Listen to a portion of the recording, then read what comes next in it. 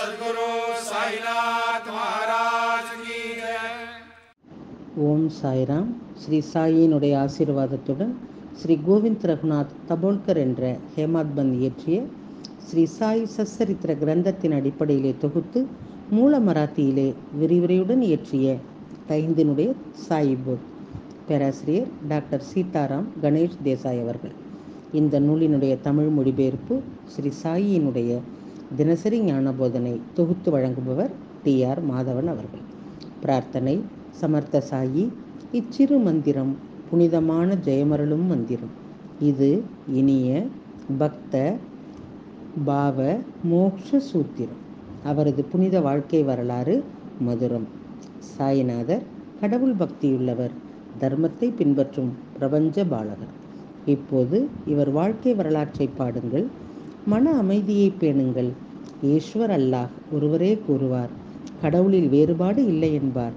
சாய்ராம் உங்கள் அன்பான சொற்கள், பக்தியும் மரியாதையும் அருளும் வார்த்தைகள். ஓம் ஸ்ரீ சாய்ராம். ஸ்ரீ சாயினுடைய இன்றைய ஞான போதனை. அத்தியாயம் 3, ஓவி 140. இதன் நோக்கம், இந்த நியமம் பாபா அனைவரையும் நம்ப வைத்தார். ரோஹில்லாவுடன் இணக்கம், அன்பான அவனின் நாமஸ்மரணம் ஓதுதல்.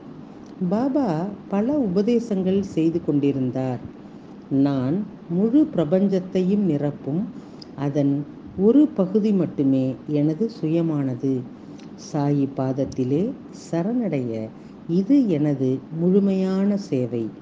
கடவுள் பகவத் புராணத்திலே கூறுகின்றார், எனக்கு சேவை செய்பவர், என் கீர்த்தனையை பாடி என்னிடம் பக்தி கொண்டவர், அவர் என் வடிவிலே லயித்து தேனாக மாறுகின்றார்.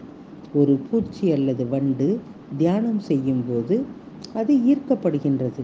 அதுபோல தன் குருவை புகழ்ந்து பாடும் சீடன் அவனுடைய குருவை போல ஆகிவிடுகின்றான். தனது ஆசிரியரைப் போலவே சத்குருவும் இந்த வார்த்தைகளை ஒரு கணம் கூட பொறுத்து கொள்ள முடியாது. சீடன் இல்லாமல் குருவுக்கு முக்கியத்துவம் இல்லை. சிஷ்யமும் ஈர்ப்பும் ஒன்றுதான்.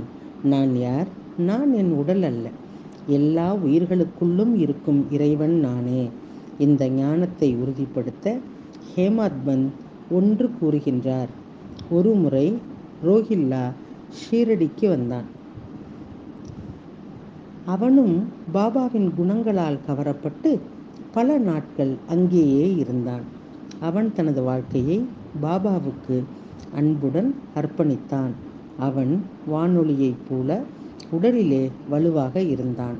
உடம்பிலே கால் சட்டை அணிந்து மசூதிக்குள் வந்து நின்றான். அவர் விரும்பியபடி நடந்து கொள்கின்றார். யாரையும் தொந்தரவு செய்யவில்லை.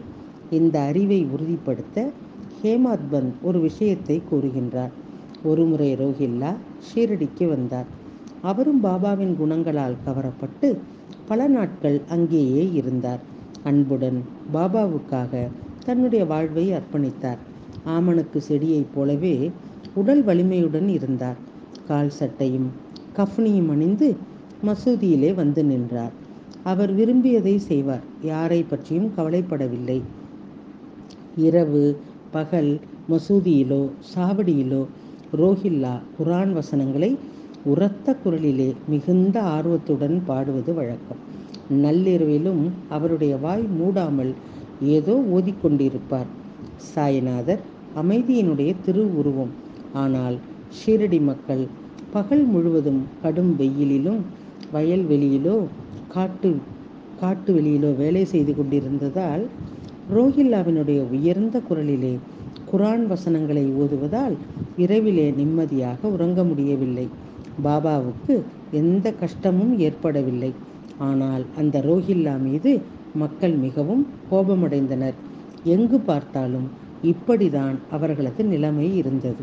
அப்படியானால் இந்த ரோஹில்லா நிறைய கத்தட்டும், இது என் நலன். இல்லையேல் அந்த ஏழை ரோஹில்லா எனக்கு கஷ்டம் கொடுப்பான். அவள் தானே சோர்ந்து போவாள்.